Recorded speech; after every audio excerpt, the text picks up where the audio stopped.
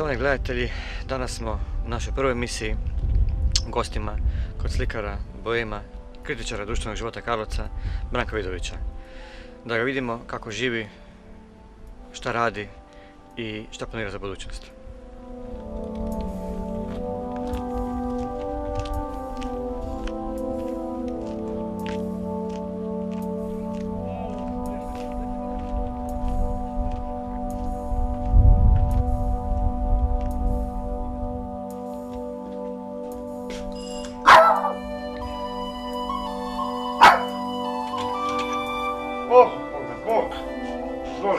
Slobodno, izvoli.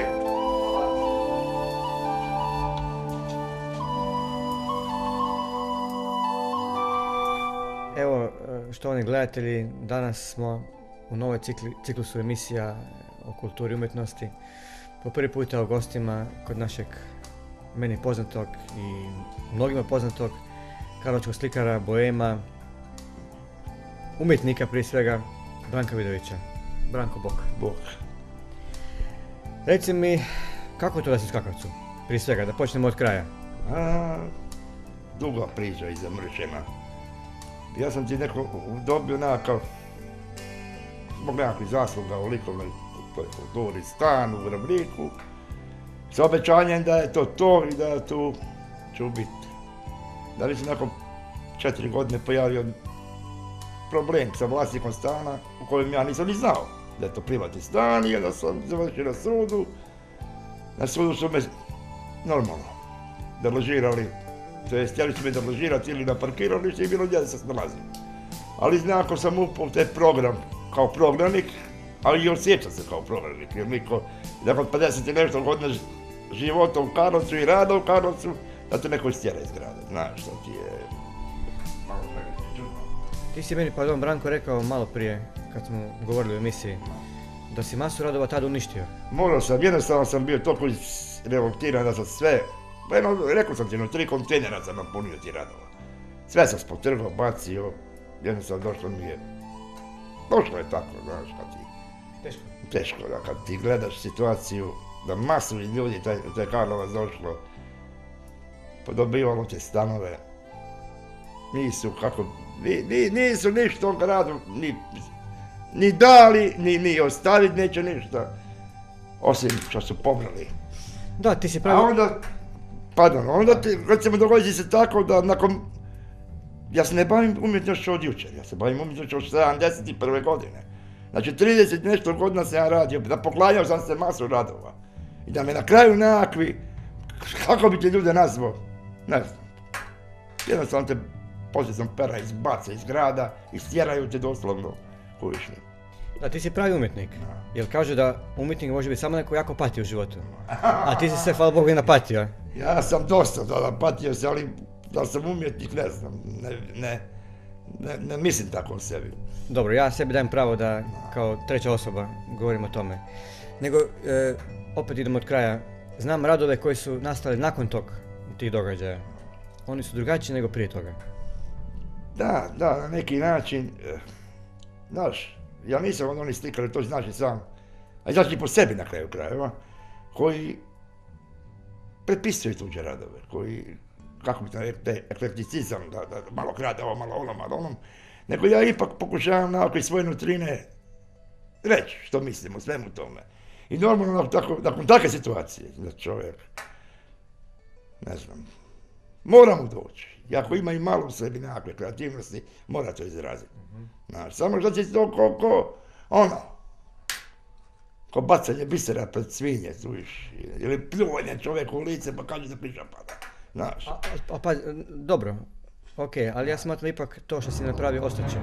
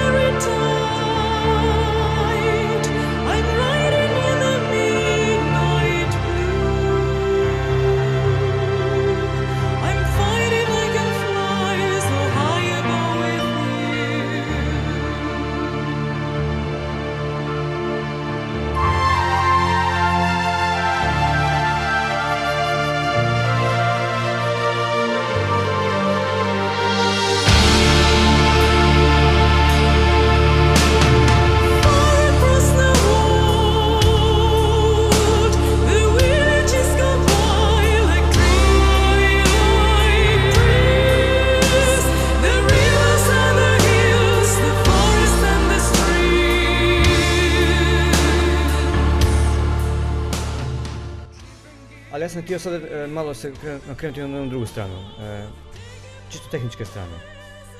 Tvoji prvi radovi, ili bar oni koji su poznati u zbirkama, galerijama i tako dalje, su nekakva socijalna naiva, ili ne znam, kritika društva, isto tada je bilo u tom smislu. Da bi sad poznanje bila nekakva ekspresija, čista likovna forma. Pa reci mi taj tvoj početak, za one koji ne znaju, kada, kako, zašto? Pa 71. godine sam ti se ja vratio iz Njemačke i onda normalno nije bilo posla, nije bilo ničega. Kao što je bilo onda normalno, kao što je i danas tako normalno da mladi ljudi nema kuda nego birtiju. I onda iz birtiju u birtiju i onda jednog dana meni pukao film, a uvijek sam nosio to u sebi, znaš, tu klicu, nekakvu kreativnost i uvijek sam si, gdje se god imao priliku i volio sam po izložbama, to je bilo interesantno. I uvijek sam taj poriv imao osjećao, znaš, i onda kad sam gledao, ne znam koliko, imao sam priliku gledati jednu reprodukciju, pa si mislim,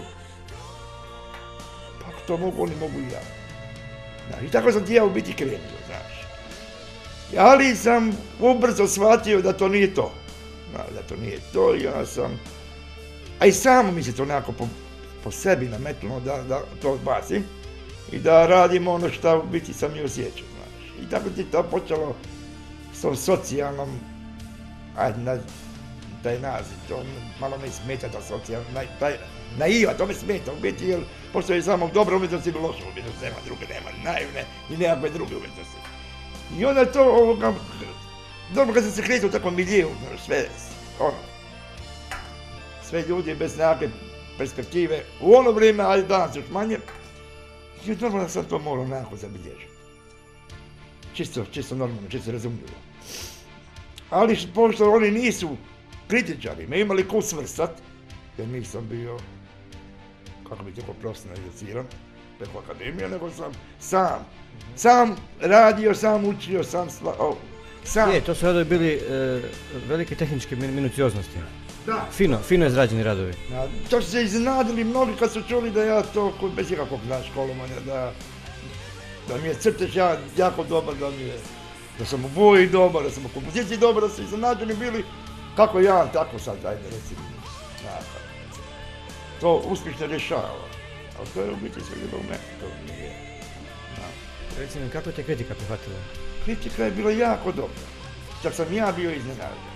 Jako dobra kritika, recimo poznati kritičar De Polo je divan jedan napisao o meni, kako se to kaže,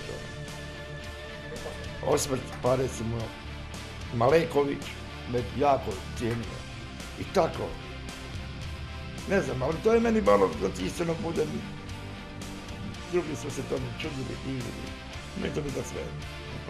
Znaš, jer meni je bitno što ja mislim što oni misle meni. Da sam se ih ponašati. Jesi kad dobio kakvu nagradu? Pa dobivao sam ti nagrada, recimo od galerije Karas nekoliko nagrada, otkupni. Uglavnom dosta je nagrada, ja ne znam koliko, znaš. Čak sam uvrštavan u svjetske enciklopedije, u evropske enciklopedije. Ne znam, mislim da nikom niš ne znači, ali meni još manje. Da, ali ja smatram da te taj period trajno označio. Pa ne znam da me označio. Ja sam, ne znam, u mom tom likovnom, kako bi to nazvao recimo, ja sam samo radio, puno put se sjetim, na primjer Van Gogha. Ja sam u svom životu 3 slike prodao, kuviš. I onda čovjek od nekako i blesao, ti gledaš oko sebe, ljudi, kupuje se, trži se to. S moje hvale niko ne pita, kuviš.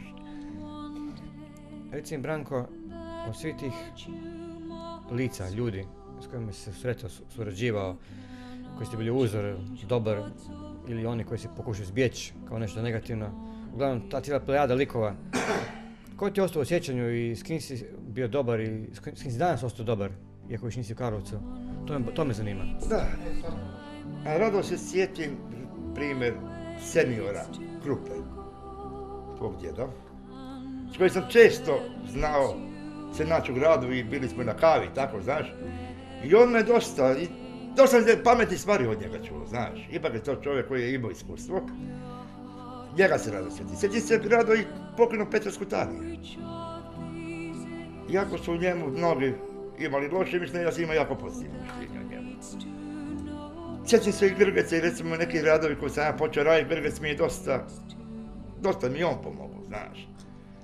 I tako, recimo, imam, ta likovnost me veže uz dosta prijatelja i van Karlovca, ali vidiš kak taj rat, to se sve nekako poremetilo, da više ne kontaktirao u biti sa nikim izvana. Onda sam na kraju izbačen iz grada, onda sam tu više živ, niko ne pita. Ja sam imao dobri kontakata, recimo s jednom galerijom u Washingtonu, dolazili su ljudi iz Washingtona. Nakon tog rata niko živ. Ništa. A obično kažu da si u svom selu najgori. Obično kažu tako.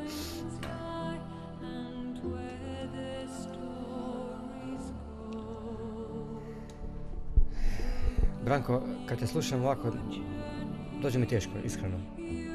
Jer i sam sam u tom poslu, pa znam kako čovjeka koji je senzibilan ili bar senzibilniji od mase drugih, teško pogađaju neke situacije. Tvoji radovi zadnji, barem koji ja znam, su strašno ekspresivni. Strašno su u formi ovoga slobodni, bačeni. Rekao si mi da ne radiš već neko vrijeme. Ne. Da li imaš osjećaj da će doći na onaj nivo energije kad ćeš morati u sebi osloboditi, kad će to mora izaći van? Evo kako sam, završio